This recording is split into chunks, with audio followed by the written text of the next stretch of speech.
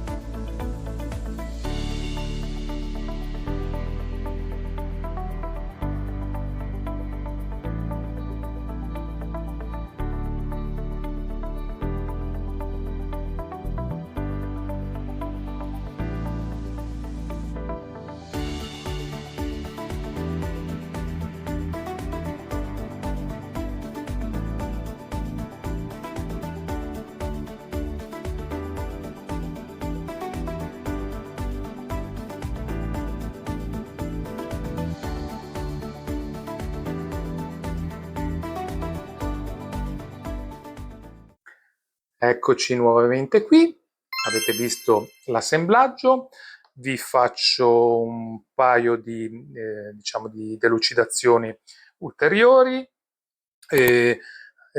Avete visto comunque la tipologia dei pezzi che ho utilizzato, comunque qui sotto vi metto ovviamente tutto quello necessario per assemblare questa lampada. Ci sono i perni che sono stati messi qui, sono dei bulloncini di M3.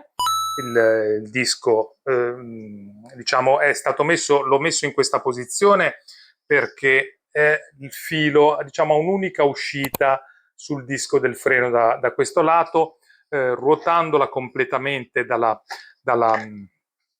parte opposta rimarrebbe in queste condizioni col filo in alto. Al limite si può pensare di fare una piccola variazione, fare un ulteriore scasso in questo punto qui, come c'è dall'altra parte. Al limite, se ritengo opportuno, magari lo faccio e lo metto online. Avete visto anche la sistemazione della striscia LED, avete visto com'è accesa, molto rosso fuoco. Quindi qui sotto vi metto tutto quello che riguarda la costruzione e l'assemblaggio della lampada. Sempre qui sotto, ovviamente, il pollicione, se il video vi è piaciuto, i commenti, e se il video vi è piaciuto e non siete iscritti, trovate iscriviti al canale. Spero che questo progetto sia una cosa simpatica, un simpatico gadget da scrivania.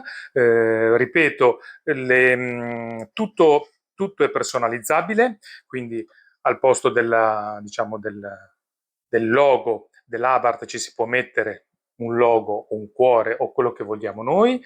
Qua al posto della scritta Brembo possiamo inserire altri brand o addirittura una dedica o quant'altro, e poi pensavo anche al limite si può scrivere qualcosa diciamo sul basamento, tanto per rendere ancora più personale e per ricordare magari un momento, andare a regalare il tutto ad una persona cara. Come al solito, io vi aspetto qui per ogni domanda, dubbio, perplessità o semplicemente per le vostre richieste. Ad Maiora.